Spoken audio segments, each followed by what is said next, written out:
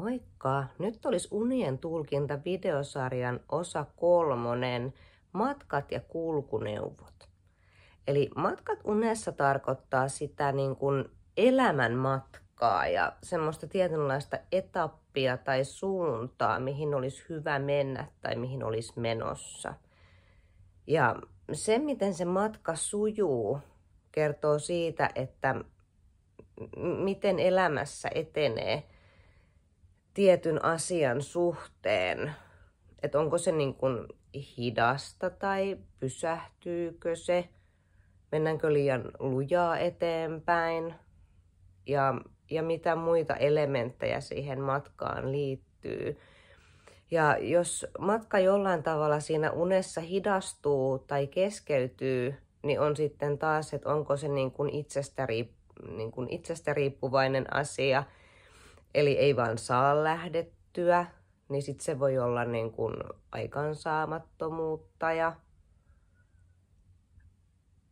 semmoista niin kuin itsestään, siis päättämättömyyttä, semmoista niin kuin itsestään riippuvaisia asioita. Ja sitten voi olla sitten semmoisia asioita, mikä siinä unessa tulee, että ulkopuolelta joku ulkopuolinen tekijä vaikuttaa siihen, esimerkiksi puu on kaatunut tielle tai tulee törmäys tai joku muu asia, niin sitten se on niin kuin, että pitää kiinnittää sitten niin kuin valveilla itsensä ulkopuolisiin asioihin, että mitkä vaikuttaa siihen sen hetkiseen elämään.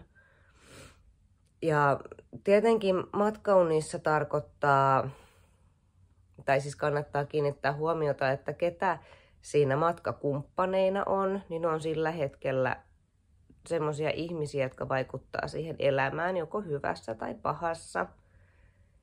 Ja sitten on myös matkatavarat, että onko niitä liikaa, liian vähän. Jos on liikaa, niin voi kertoa sitten taas, että on jotain taakkoja, mitä kantaa mukanaan.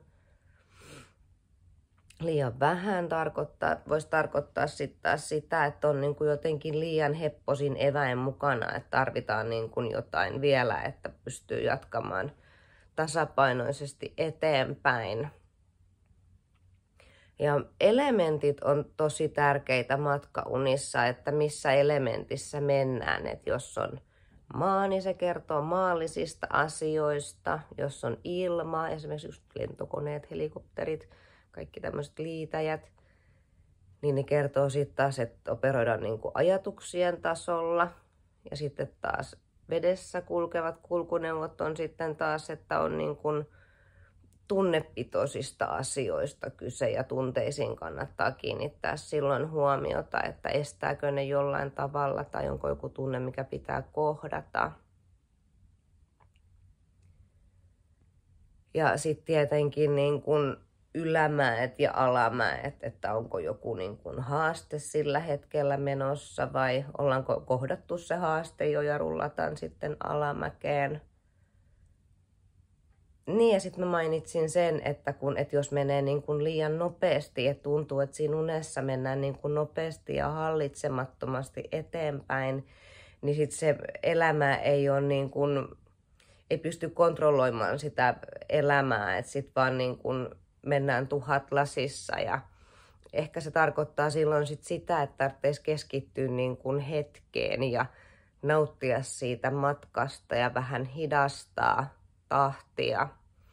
Että jos on esimerkiksi kauheasti stressiä, niin voi näkyä sit niin, että mennään jonkun auton kanssa mutkikasta tietä ja sitten on, että välillä ei oikein pysytä tielläkään, niin voisi sitten kertoa siitä, että tarvii hidastaa ja keskittyä siihen omaan tekemiseen ja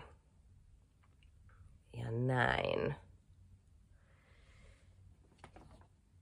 Ja tietenkin sitten kulkuneuvon kunto, että jos me siirrytään noihin kulkuneuvoihin, niin vaikuttaa myös sitten siihen, että miten sitä matkaa pystyy taittamaan. Että jos on hyväkuntoinen kulkuneuvo, niin sitten pääsee hienosti eteenpäin. Ja sitten jos siinä kulkuneuvossa on jotain rikki, niin sitten olisi hyvä kiinnittää huomiota sitten siihen, että miksi se on rikki ja ottaa huomioon niitä muita elementtejä siinä unessa.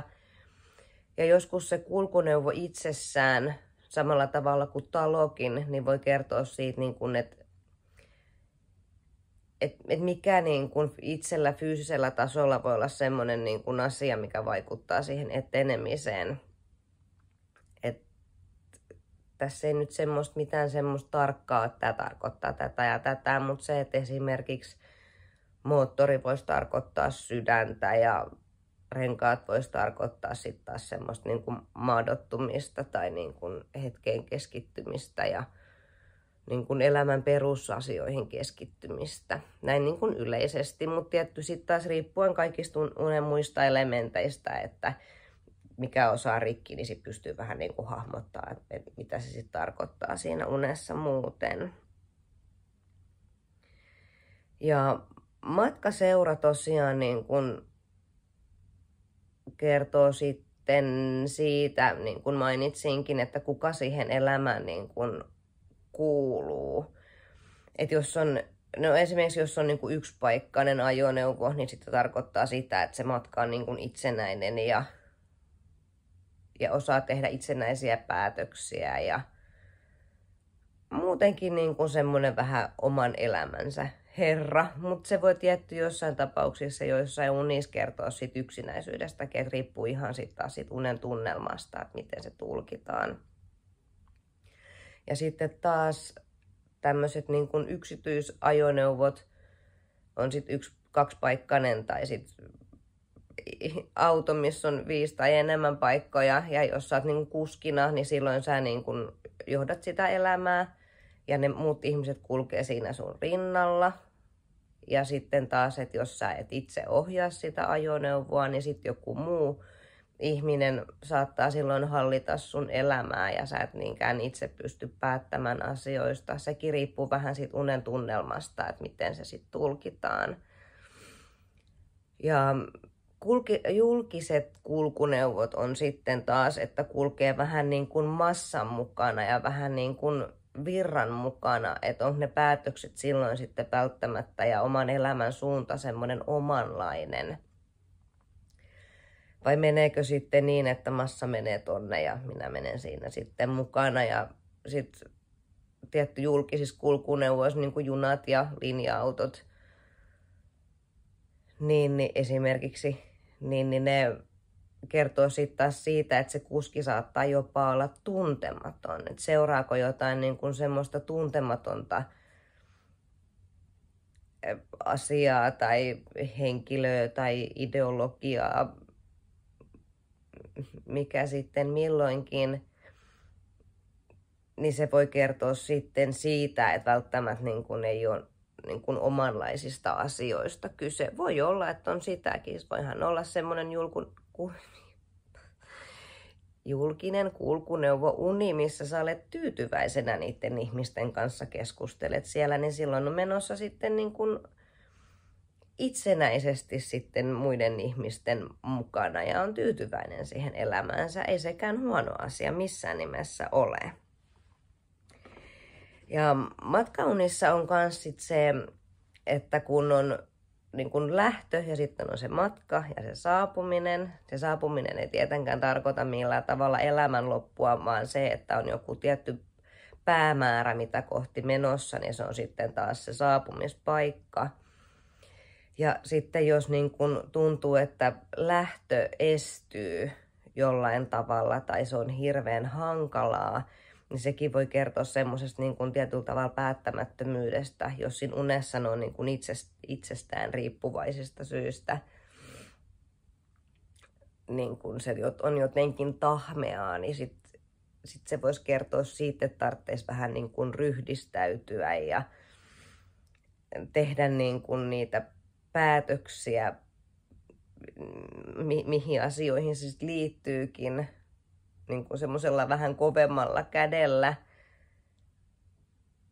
Ja sitten taas, että voi olla, että jos esimerkiksi juna tai joku ei saavukaan, niin se on taas niitä ulkopuolisia tekijöitä. Sitten pitää miettiä, että mikä siinä sitten on, että se juna ei tuukaan ja lähtee sitä kautta sitten avaamaan sitä unta. Ja sitten tietty se matka sitten kertoo siitä, että millä tavalla, että ehkä mitä pitää ottaa huomioon, että se matka sujuisi mahdollisimman joutuisasti. Joo, eli sitten niin kun erilaisia kulkuneuvoja. Mä käyn ne vähän elementtien mukaan läpi. Eli niin kun maa-elementteihin, mitä kulkuneuvoja siihen sitten kuuluu, on tietenkin niin kun autot ja kävelyjä, pyöräilyjä, moottoripyöräilyjä, junat, linja-autot. Niin on sitten taas niin kun tämmöisiä maallisia asioita, mitkä niin kun maallisella tavalla vaikuttaa niin kuin tähän hetkeen. Oliko se oikein sanottu? Joo. Eli auto on sitten taas, siis moottoripyörät oli se henkilökohtainen asia, että on oman elämänsä herra, ja auto on sitten taas, niin kuin sekin on henkilökohtainen ja semmoinen vähän niin kuin yksityisempi. Ja sitten taas niin kuin ne linja-autot ja junat on sitten taas niitä julkisia. Mutta junat mä olen jollain tavalla sitten taas yhdistänyt myös rahaan. Et kun mainitsin tuossa ensimmäisessä jaksossa Feng Shuissa, kun onko se sitten rauta- vai metallielementti, niin mä olen yhdistänyt sen unissa, että se vaikuttaisi niin kuin, että joo, maallisella tasolla, mutta se vaikuttaa niin kuin rahaan, koska se kulkee kiskoilla.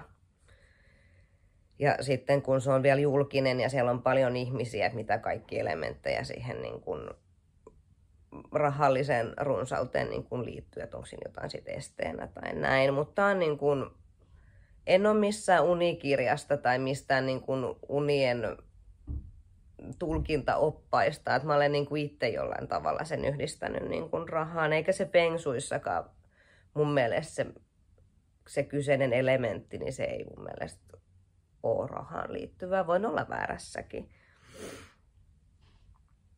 Ja sitten on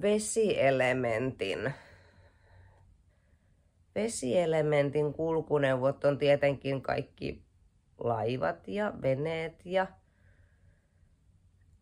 sitten mitä siihen sitten liittyy, niitä niin kuin itsenäisiä kulkuneuvoja, ne voisi olla tämmöiset niin kuin vesijetit ja vastaavat.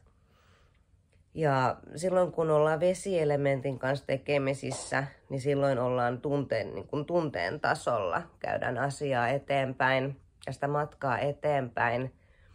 Eli riippuen siitä, minkälainen se vesi on, että jos on niin kuin tyyntä ja puhdasta ja kirkasta, ne kertoo semmoisista tasaisista ja hyvistä tunteista. Ja sitten taas, että jos on kauhean likainen ja myrskysä se vesi, niin sitten se tarkoittaa semmoista, niin kuin, että on siellä tunteiden aallokolla.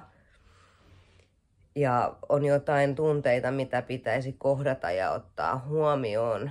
Ja tietenkin, jos sinne veteen sitten tippuu ja hukkuu, niin sitten hukkuu niihin tiettyihin tunteisiin. Ja sitten se tunne on niin kuin se este ja hidaste silloin sitten sillä matkalla. Ja tietenkin sitten, että jos niin kun vesielementti unissa mennään semmoisella niin kun epävakaalla lautalla, mikä se on, kun ollaan tehty tukeista ja naruista kiinni, nyt hävistää sana päästä, niin se voi kertoa semmoisesta yksinäisyydestä ja vähän niin kuin, että ei oikein pääse sille omalle tunteen tasolle. Tai sitten velloo siinä niin kuin jossain negatiivisessa tunteessa.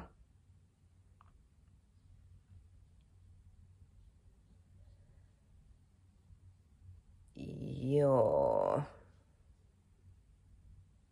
No siinäkin sitten taas, että kun on joku niin kuin risteilijä, niin se on sitten myös semmoinen niin kuin yleinen kulkuneuvo vesielementissä, niin voisi kertoa siitä, että miten niin kuin tunteen tasolla ottaa muita ihmisiä huomioon ja ottaako tunteen tasolla ihmisiä vastaan.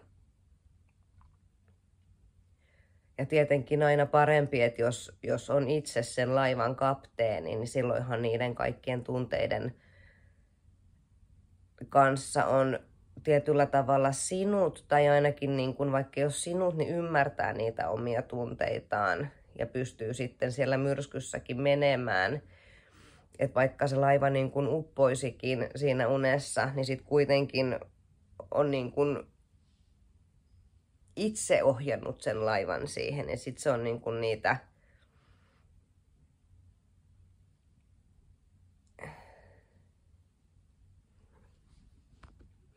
Joo, katkes ajatus. Eli on niin kuin itsestään riippuvainen se syy silloin, vaikkakin se laiva uppoo. Mutta silloin siihen pystyy itse sit paremmin vaikuttamaankin sitten, että pääsee niistä tunteista eteenpäin. Ja lentokoneet sitten taas kuuluu ilmaelementtiin. Eli operoidaan niin kuin silloin tunteiden ajatuksen tasolla. Ja siihen vaikuttaa silloin niin kuin uskomukset ja uskonnot ja ajatusmallit vaikuttaa siihen silloin. Eli jos on niin kuin lentounissa, että jos lentää itse, niin sitten on niin kuin itsenäisesti ajattelee asioita.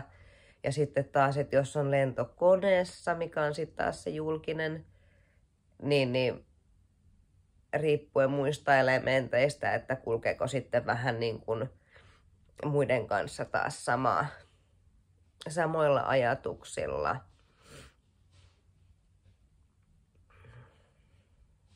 Ja sitten taas, että jos lentokone esimerkiksi, että jos se tippuu taivaalta, että riippuen siihen, että mihin se tippuu, niin on, että jos se tippuu maahan, niin sitten taas jotkut maalliset asiat vaikuttaa siihen, että ei välttämättä ole ihan omissa, niin kuin ajattele omanlaisesti asioita.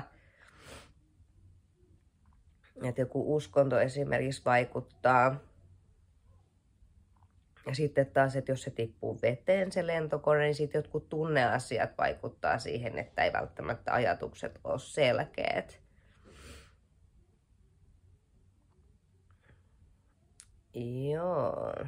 Ja siinä oli varmaan kulkuneuvoista. Niin, sitten on kävely. Että jos kävelee unessa, niin siihen liittyy sitten, tai siihen vaikuttaa tosi paljon se niin kuin muut asiat, mitä siinä ympäristössä on ja sitten se tunnelma. Että jos, niin kuin, jos se kävely on hirveän mukavaa ja on ihana ilma ja ihana ympäristö ja nauttii siitä matkasta, niin kertoo myös semmoisesta niin kuin itsenäisyydestä. Ja sitten taas, että jos on hirveän raskasta ja isot kantamukset ja ylämäkeä ja vettä sataa ja huono ilma, niin voi kertoa sitten taas niin kuin, riippuen niistä muista elementeistä ja symboleista, niin että mikä siitä niin kuin matkasta tekee sitten raskaan. Jees, mä uskon, että tässä oli matkojen ja ajoneuvojen osalta kaikki tältä erää. Kiitos kun jaksoit katsoa loppuun asti. Moikka!